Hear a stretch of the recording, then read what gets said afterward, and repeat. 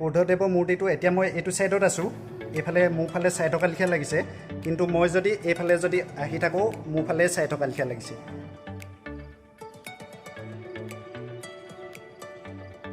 তো বলক বলক বলক শ্যাম গাঁৱত থকা বুদ্ধিষ্ট মন্দিৰটো চাই আহোঁ আৰু ভিডিঅ'টো আৰম্ভ কৰোঁ।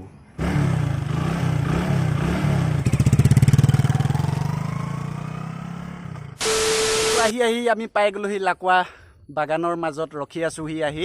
আপোনালোকে দেখিছে এইফালে বাগানেই বাগান, গোটেই দুয়োফালে বাগান। আৰু মোৰ লগত আহিছে মোৰ ভাইটি আৰু মোৰ লগৰ বন্ধু এজন হৈছে অজয় ঘৰ যোৰহাটত, অজয় ঘৰ। আৰু এইটো মিঠু, আপোনালোকেতো চিনি পায় মিঠুক, সেইদিনাখনটো আপোনালোকেতো দেখিছেই। আৰু ইয়াৰ পৰা শ্যাম মন্দিৰলৈ নাই কমে 2 কিলোমিটাৰমান আছে। ইয়াৰ আগেদি যাব পাৰি, এটা ৰাস্তা আছিলে, তাৰমানে সেইটো ৰাস্তা শ্বৰ্টকাট আছিলে। সেই শ্বৰ্টকাট ৰাস্তাটোৱে নগৈ আমি অকণমান দীঘলীয়া কৰি দিলোঁ যাত্ৰাটো। মানে কি হ'ল, এইটো ৰাস্তাদি যদি যায় তেতিয়া ৰাস্তাটো ভাল হয় তাৰমানে, আৰু ইফালৰ ৰাস্তাটো বেয়া কাৰণে আমি কি হ'ল দুৱেদি দূৰো হয় কাৰণে এইটো চাইডে গুচি আহিলোঁ। আৰু তেল পুৰক আৰু একো নহয়, ৰাস্তাটোতো ভাল, সেইটো কাৰণে। বাকী যি কি নহওক, আমি এতিয়া ডাইৰেক্ট আপোনালোকক শ্যাম মন্দিৰত লগ পাই আছোঁ। ফাইনেলি আহি আমি পাই গ'লোঁ চলাপথাৰ শ্যাম গাঁও, আৰু এতিয়া ভিতৰলৈ যাওঁ বলক। ভিতৰলৈ সোমাই আহোঁতে ইয়াত লিখা আছে স্বাগতম টু চলাপথাৰ বৌদ্ধ বিহাৰ আৰু সাংস্কৃতিক কেন্দ্ৰ। বলক এতিয়া ভিতৰলৈ যাওঁ। আমি ভিতৰলৈ সোমাই আহিলোঁ, আৰু এইটোৱে হৈছে চলাপথাৰ বৌদ্ধ বিহাৰ মন্দিৰ। আৰু এতিয়া ভিতৰলৈ যাওঁ। ইয়াত চেণ্ডেল খুলি ল'ব লাগিব ষ্টেপত, চেণ্ডেল খুলি ল'লোঁ, আৰু এতিয়া ভিতৰৰ পৰিৱেশটো আপোনালোকক দেখাই আছোঁ। তো এতিয়া ভিতৰলৈ যাওঁ বলক।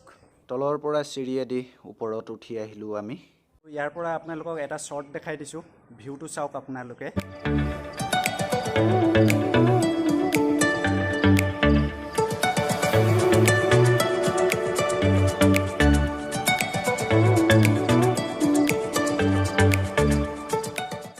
বলক বলক বলক এতিয়া মন্দিৰৰ ভিতৰত সোমাই যাওঁ, আৰু ভিতৰত এটা সুন্দৰ পৰিৱেশ।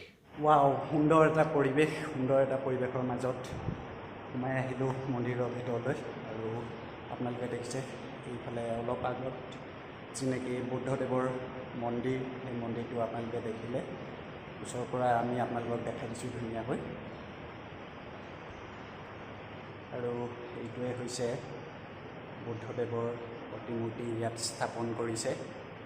মন্দিৰটো আপোনালোকক সম্পূৰ্ণৰূপে দেখাই দিম। ইয়াত দুটামান চাবলগীয়া বস্তু আছে, সকলোবিলাক দেখাম আপোনালোকক, ভিডিঅ'টো চাই থাকক।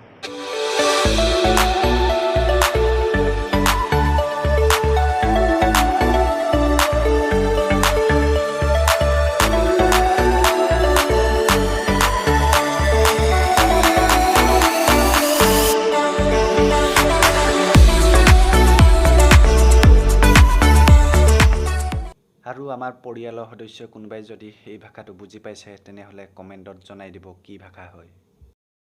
ভিতৰচোৱা আপোনালোকক সকলোবিলাক ধুনীয়াকৈ দেখালোঁ। আৰু আমাৰ লগত আছে এইখন গাঁৱৰে মুখীয়া, আমি তেওঁৰ লগত অলপ কথা পাতিব বিচাৰিম। আপোনাক আমাৰ চেনেললৈ স্বাগতম জনাইছোঁ। আৰু এই যে মন্দিৰটো, এই মন্দিৰটো আপোনাৰ কিমান চনত স্থাপিত কৰা হৈছিলে? এইটো মন্দিৰ তাৰমানে নহয়, আমাৰ গাঁওখন প্ৰতিষ্ঠা হৈছিলে 1869 চনত, 1869। আমি 1985 চনত তাৰমানে এই মন্দিৰটো আমাৰ গাঁঠি ধৰ্মৰে বনাবলৈ আৰম্ভ কৰিলে। হয় হয়।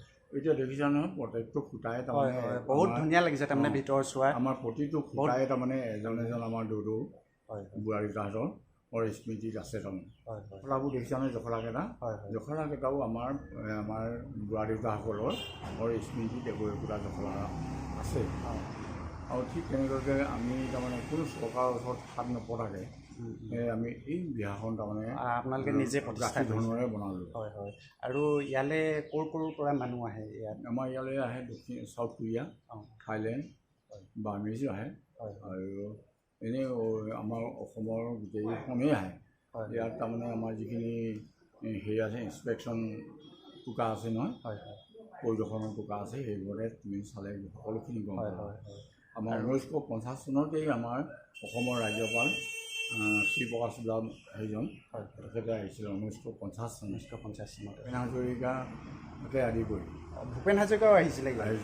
হয় হয় ভূপেন হাজৰিকা আহিছিলে আৰু মই ইমান বিশেষ একদম প্ৰশ্ন নাই এইখন হেৰি ভিজিট বুকতে পাবা দক্ষিণ কোৰিয়াৰ মানুহ প্ৰায় 6বাৰমান আহিছে আৰু থাইলেণ্ডৰ মানুহ 3বাৰ 4বাৰ এনেকুৱাকৈ মাজত আহিছে এতিয়া লকডাউনৰ পৰা অনহা হৈ যাব আচ্ছা আচ্ছা তো আপোনালোকেতো গম পাইছে ভূপেন হাজৰিকা যি নেকি আছিলে ভূপেন হাজৰিকাদেৱো ইয়ালৈ আহিছে আহি মন্দিৰ ফুৰি মেলি গৈছেহি আৰু দক্ষিণ কোৰিয়া তাৰপিছত আৰু থাইলেণ্ডৰ পৰা মানুহ আহি ইয়াত আহি গৈছেহি আপোনালোকেও আহক ইয়াত চাওকহি বহুত শান্তি তাৰমানে এটা পৰিৱেশ আৰু ভিতৰত চাবলগীয়া আৰু বস্তু আছে সকলোবিলাক দেখাম আমি আপোনালোকক আৰু ইয়াতে এটা লাইব্ৰেৰী স্থাপন কৰা হৈছিলে 1948ত এই লাইব্ৰেৰীটো স্থাপন কৰা হৈছিল আৰু এতিয়া লাইব্ৰেৰীটোৰ ভিতৰ চোৱা আমি আপোনালোকক দেখাম তো বলক এতিয়া ভিতৰ চোৱা আমি চাই লওঁ ভিতৰত সোমাই অহাৰ লগে লগে মনটো সঁচাই বহুত ভাল লাগি আহে মানে ভিতৰত ইমান ধুনীয়াকৈ কিতাপ পত্ৰ সজাই ৰাখিছে আৰু ইয়াত যিজন নেকি ভান্তে আছে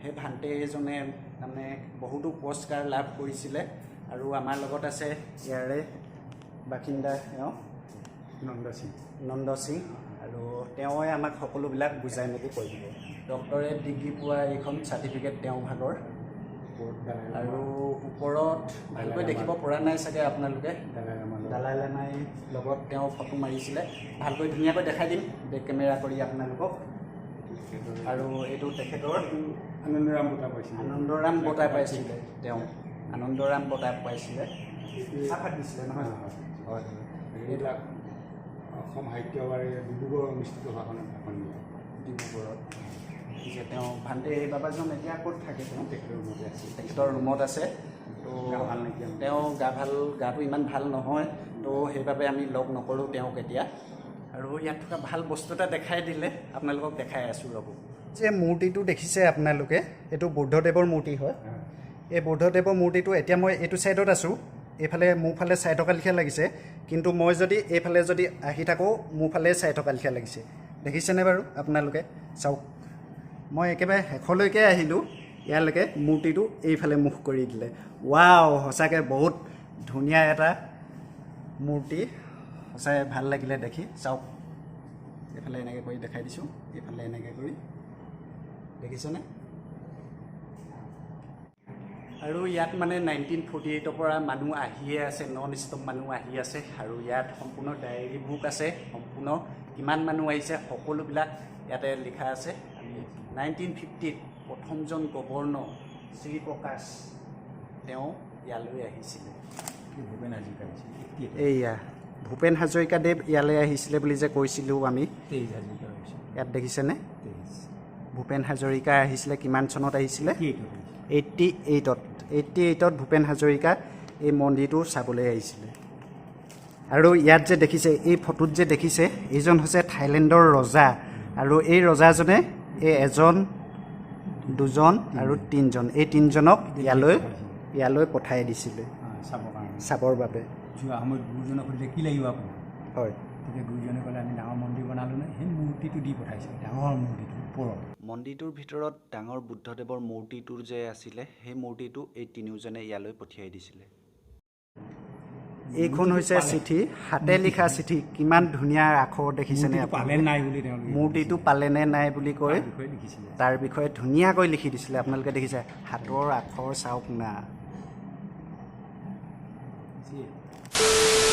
যেতিয়া নেকি বুদ্ধদেৱে প্ৰথম 5জন শিষ্যক জ্ঞান দি আছিলে সেই ছবিটোকে ইয়াতে স্থাপন কৰা হৈছে আপোনালোকে দেখিছেনে এইজন বুদ্ধদেৱে 5জন শিষ্যক প্ৰথম 5জন শিষ্যক তেওঁ জ্ঞান দি আছিলে আৰু যে আপোনালোকে দেখিছে এই যে ধৰ্মচক্ৰ এই ধৰ্মচক্ৰৰ ওপৰতে বুদ্ধদেৱে জ্ঞান দি আছিলে সেই 5জন শিষ্যক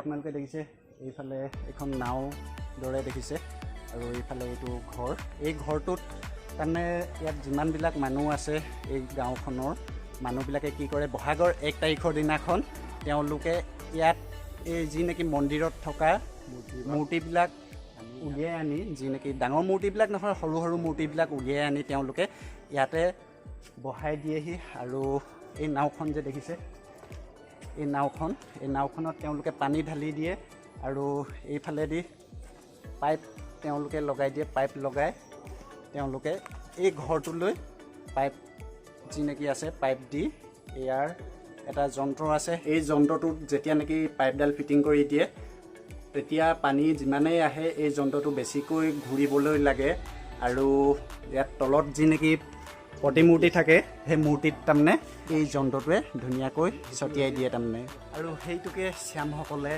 ৱাটাৰ ফেষ্টিভেল পানী বিহু বুলি কয় আৰু ধুনীয়াকৈ দেখালোঁ আপোনালোকক মানুহলোকে চালে যেতিয়া ধুনীয়াকৈ ভিডিঅ'টোত লাইক এটা কৰি দিব আৰু কমেণ্ট এটা কৰি দিব চেনেলটোলৈ যদি নতুনকৈ আহিছে আপোনালোকে তেতিয়াহ'লে বেল আইকনটো প্ৰেছ কৰি দিব ছাবস্ক্ৰাইব কৰি ল'ব আৰু অতি সোনকালে আমি ছিকিম যাত্ৰা আৰম্ভ কৰিম ছিকিম গেংটক তো ভিডিঅ'বিলাক পাই থাকিবৰ বাবে চেনেলটো ছাবস্ক্ৰাইব কৰি ল'ব তো আজিলৈ ইমানেই দেখালোঁ তো এয়াই আছিল শ্যামগাঁৱত থকা বৌদ্ধ বিহাৰৰ মন্দিৰ সেই মন্দিৰটো সম্পূৰ্ণৰূপে দেখাই দিলোঁ আপোনালোকক তো ইমানেই ধন্যবাদ জয় আই অসম